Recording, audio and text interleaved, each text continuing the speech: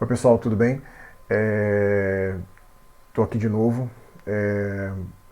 Então eu estou fazendo esse vídeo aqui para a gente falar um pouquinho sobre as questões relativas ao tópico 2, tá? Sobre a atividade 2. Vou tentar falar o mais rapidamente possível e para não ficar muito cansativo, muito maçante para vocês também, né? E ficando dúvidas, vocês podem usar os canais que a gente está usando costumeiramente, WhatsApp, e-mail, o próprio Classroom, para sanar essas dúvidas, ok? Então vamos lá. As perguntas objetivas ou de múltipla escolha, né, ou de caixa de seleção, vocês já têm as respostas, né? Vou apenas fazer um comentário um pouco mais aprofundado sobre essas respostas, né, que vocês já sabem, e também sobre as questões discursivas, a qual vocês ainda não têm as respostas. Beleza? Bom, então vamos lá. Para a questão número 1, né? Então a questão, eu não vou ler tudo, mas ela descreve, então, escreve uma espécie, né, o Terper duris, que é o palmito jussara, e descreve também dois ambientes, né, o Parque Estadual Carlos Botelho, nós vamos chamar aqui de PECB, e a Mata dos Godói, certo? Então o Parque Estadual é, Carlos Botelho e a Mata dos Godói ficam mais ou menos na mesma latitude, certo? Só que um é mais litorâneo, o PECB é mais litorâneo e obviamente a Mata dos Godóis, se conhecem, fica no interior, tá? Tá mais longe do litoral. Beleza? Então vou ler as respostas aqui e vou comentar. Então já está marcado aqui as corretas, né? Então, algumas são só de interpretação de texto, bem básicas, né? E outras talvez vocês teriam que ter já um conhecimento prévio ou dar uma pesquisada para conseguir responder. Então, olha só. O palmito jussara está adaptado e bem distribuído pela floresta amazônica? Não, está adaptado e não tão bem distribuído assim, mas está adaptado à floresta atlântica. O palmito jussara é uma das plantas de maior porte das florestas ombrófilas densas? Não, ele é uma planta de pequeno porte em relação às plantas de grande porte, né? Então ele é uma planta que pode chegar a uma determinada altura, mas tem um caule fino, né? Não é ramificada e tal, como qualquer outro palmito, né? Como qualquer outra palmeira, por exemplo, e é uma planta de médio porte. O palmito jussara é fonte de alimento para os animais? Sim, isso está claro no texto. Apesar de bem distribuído, o palmito jussara não é encontrado com facilidade nas florestas distantes do litoral? Isso não está tão claro no texto, mas dá para ver pelo próprio texto que a distribuição dele, apesar de relativamente grande ao longo da costa, né, ao longo da floresta atlântica, ela acontece em regiões litorâneas, não em regiões de interior, não em floresta de interior. A região de ocorrência do palmito jussara, a região de ocorrência do palmito jussara, a Mata dos Godói e o Parque Estadual Carlos Botelho encontram-se dentro do bioma Mata Atlântica? Sim, isso não está tão claro no texto, mas está tudo dentro do bioma Mata Atlântica.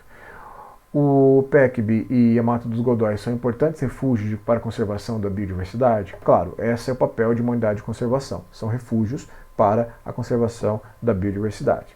A preservação de ambas as unidades de conservação não é eficaz para a manutenção da biodiversidade, já que ambas ocorrem em latitudes semelhantes e por isso abrigam as mesmas espécies? Bom, ela é importante para a manutenção da biodiversidade, sim, né?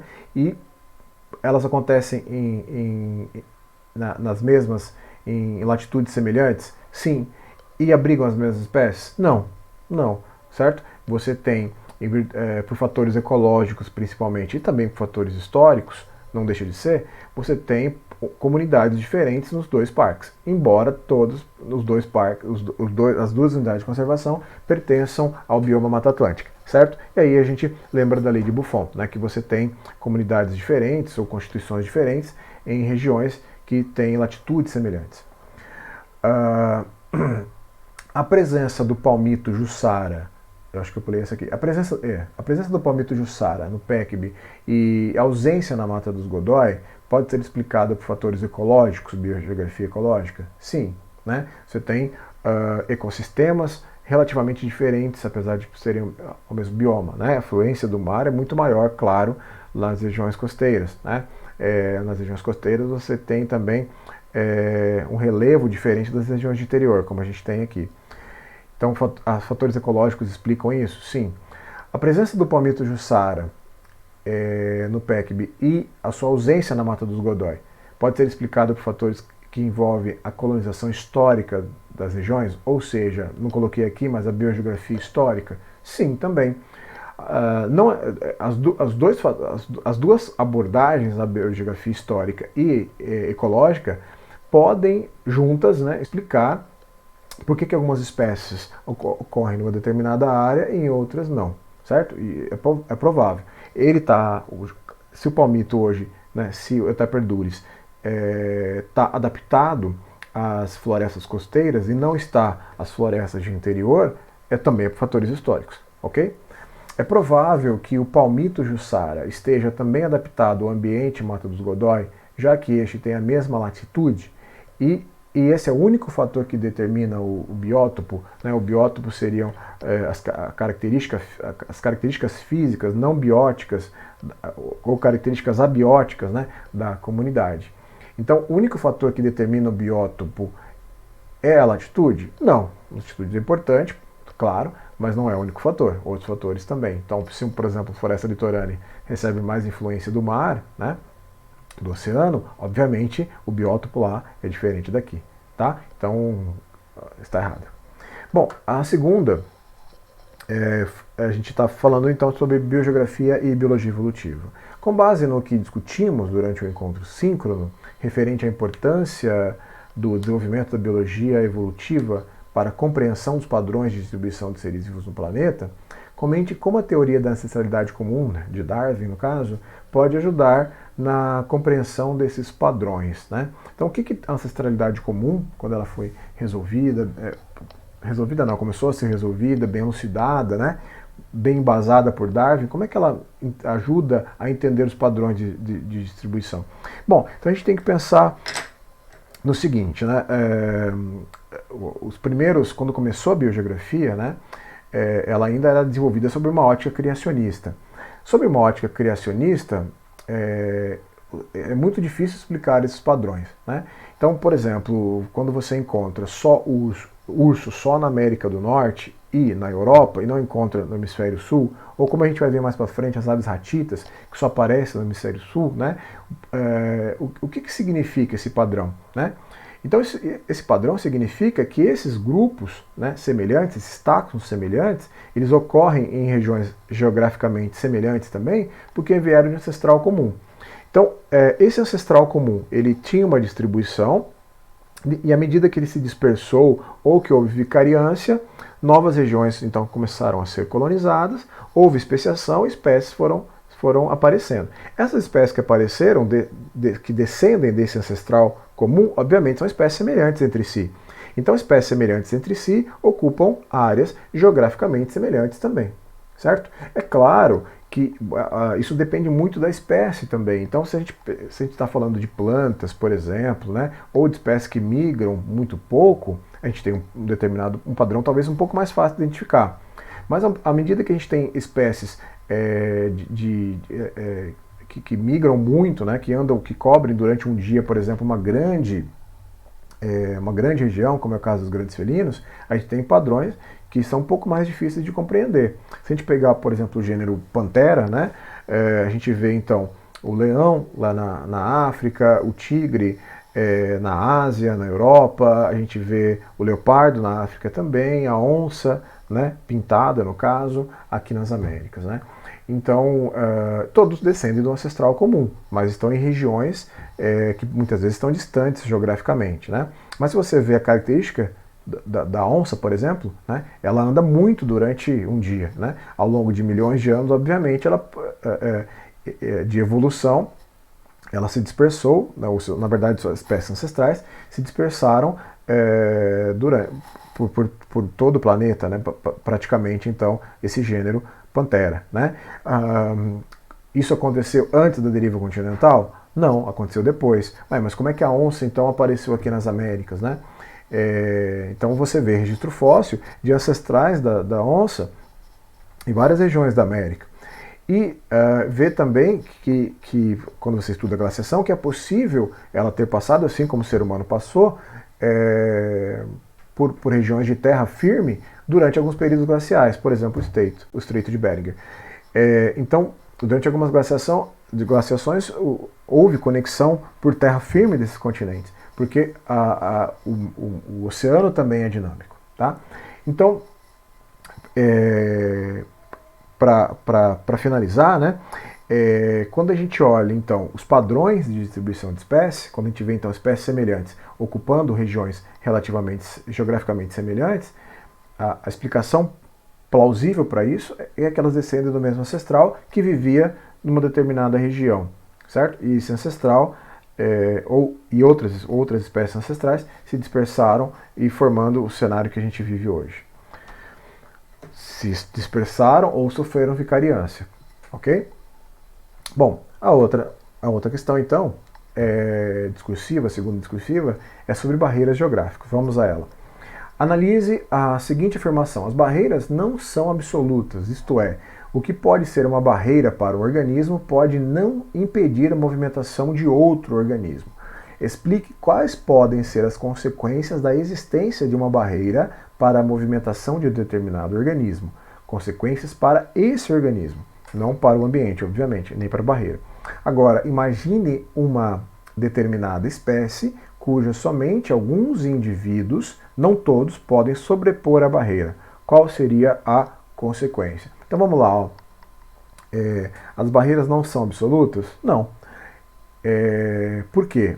Aquilo que é uma barreira, então vamos imaginar um rio. Né? Ela pode ser barreira para uma espécie, né?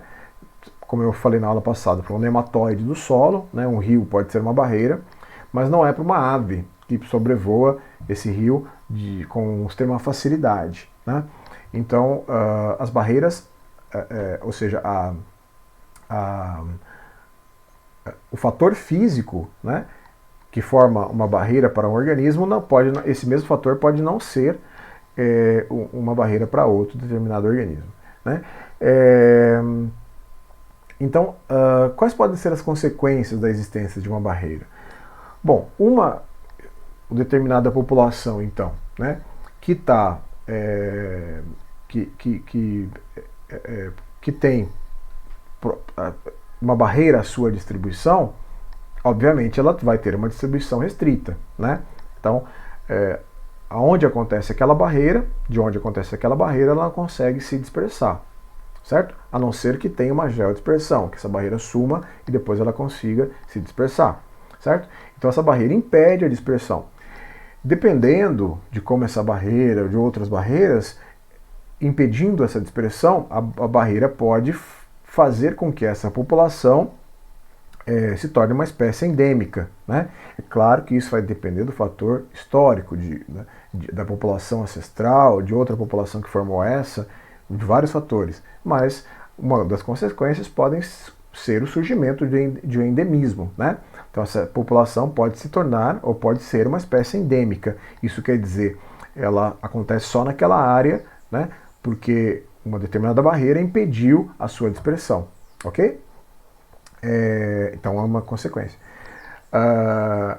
Agora imagina que uma determinada espécie, o que é muito comum, somente alguns indivíduos vão conseguir se dispersar. Né? Então imagina agora uma cadeia de montanhas, você tem uma espécie restrita a uma determinada região e alguns indivíduos conseguem sobrepor essas montanhas. Então esses indivíduos que sobrepõem, eles podem fundar uma nova população,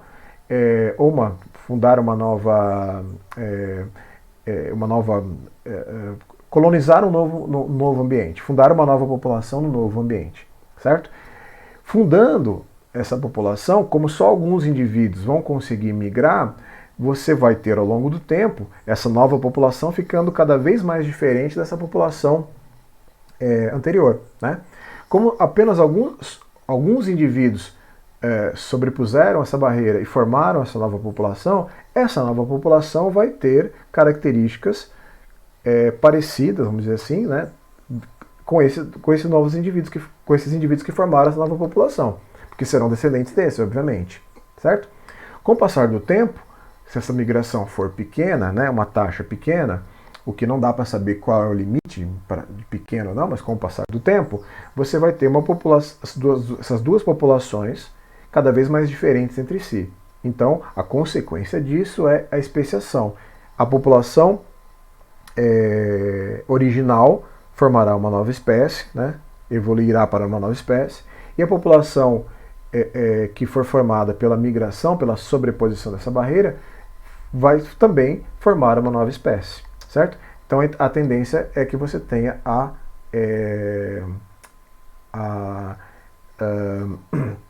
especiação. Como a gente falou no outro exercício, quanto maior o tempo de isolamento entre essas duas populações, vamos imaginar que então a barreira continua entre elas e que continua apenas alguns indivíduos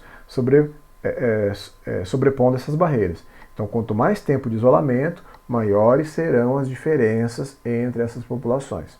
Ok? Se porventura a barreira desaparecer, essas duas populações podem se conectar novamente e se o tempo não foi suficiente para formar duas espécies diferentes, elas podem se reproduzir entre si, certo? E há alguns exemplos disso, né? Há vários exemplos disso, na verdade, e alguns muito bem estudados e documentados disso, né? Então, por exemplo, durante glaciação, você pode ter isolamento de uma grande população. A glaciação forma um evento de vicariância, certo? Forma uma barreira, certo? Alguns indivíduos até conseguem sobrepor, mas isso é irrelevante. E depois de um tempo, essa barreira, a glaciação não dura tanto tempo assim, em termos geológicos.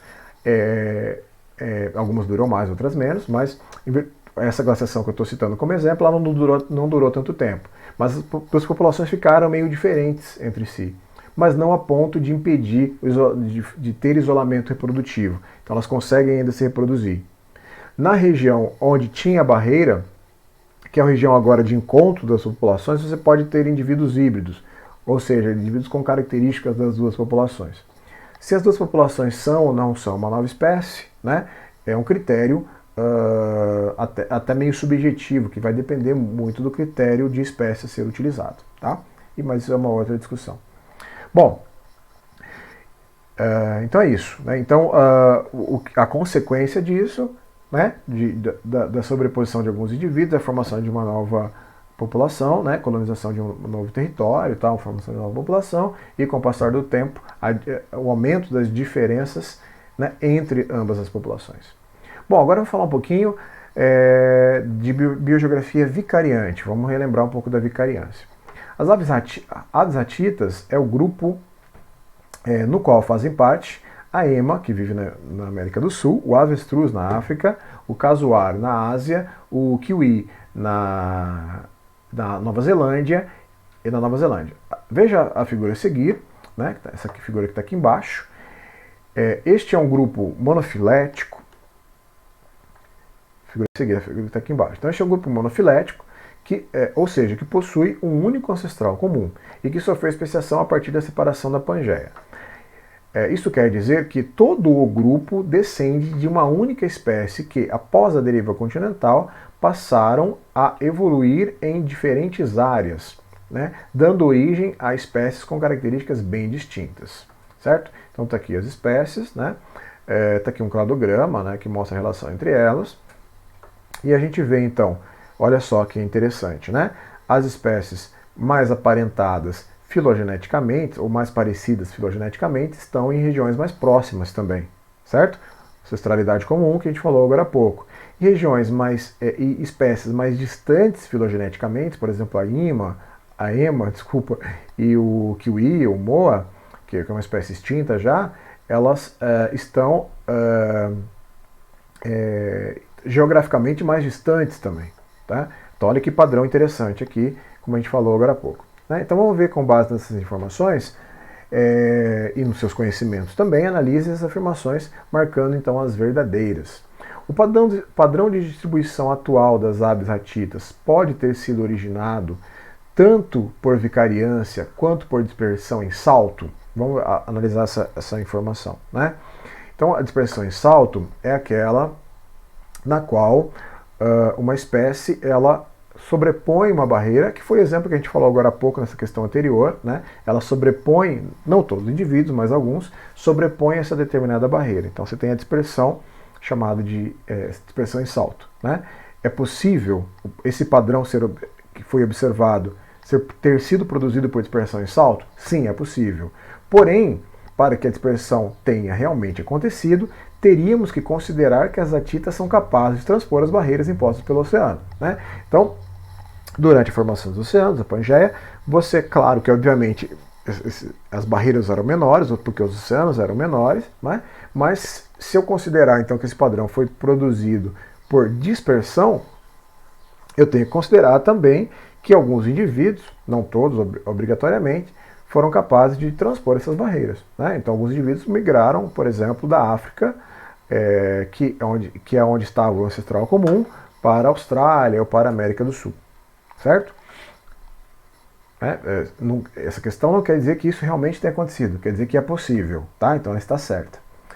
Considerando que os oceanos são barreiras eficientes para a dispersão das atitas, o ancestral comum deve ser mais antigo do que a completa separação dos continentes.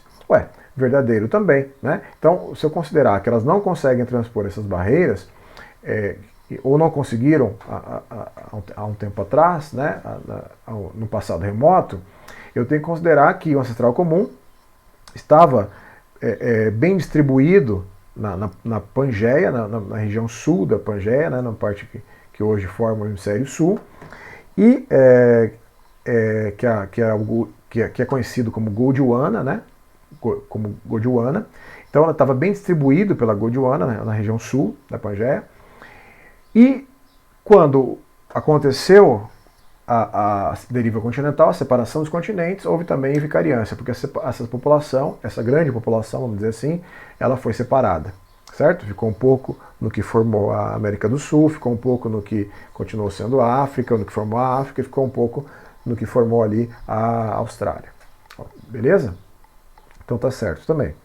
Como as atitas são boas voadoras, podem facilmente ter migrado para outros continentes. Errado, não são boas voadoras, está falando isso no texto. Pelo padrão observado hoje em dia, as atitas não dispersaram-se para a região norte da Pangeia. Então, o que está mostrando aqui? Né? Que esse ancestral comum, como isso acontece no hemisfério sul, o ancestral comum estava só no Gondwana, estava só na região sul da Pangeia. Não aparecia no que a gente chama de Laurásia, né? A parte norte da Pangeia. Certo? Então essa população só estava nessa região ao sul. Beleza? Bom, e na seção 2 é uma revisão sobre conceitos de ecologia, tá? Também não vou ler os textos muito grandes aqui, né, que são textos retirados do livro e tudo mais, de alguns livros, algumas referências, depende qual é o texto, né? Então aqui é só uma interpretação de texto para a gente ler e relembrar alguns conceitos, né? A ecologia é uma ciência relativamente nova? Sim, fala isso ali no texto, né? Basicamente uma ciência do século XX. A ecologia dedica-se a estudar as relações entre os seres vivos, as relações que os seres vivos realizam uns com os outros e com o ambiente onde vive? Sim, essa é a definição de ecologia como disciplina, como ciência. Os estudos em ecologia são independentes de estudos de outras ciências? Não, uma ciência holística que depende muito de outras ciências para acontecer, né? Por exemplo, geografia, matemática e outras ciências dentro das ciências biológicas também. Física é muito importante para a ecologia. Embora seja uma área do conhecimento recente e moderna, a ecologia é puramente teórica, não tem aplicação prática nenhuma. Claro, uma grande mentira, a ecologia tem aplicações práticas enormes. Os termos comunidade e ecossistema foram cunhados pelo mesmo cientista, Clements? Não, né? Se você ler o texto, vai ver que o Clements ele cunhou o termo comunidade e Tumsley ele cunhou o termo ecossistema, certo? O conceito de ecossistema. Falando sobre ecossistema, os organismos de uma da área interagindo com o ambiente físico, de modo que um fluxo de energia leve a estruturas bióticas claramente definidas e a ciclagem de material entre os componentes vivos e não vivos do sistema. Esse conceito é o conceito de ecologia, certo? De ecossistema. Então, no ecossistema você tem dois componentes, um componente biótico, a comunidade, e um componente abiótico, e a relação entre eles forma o ecossistema.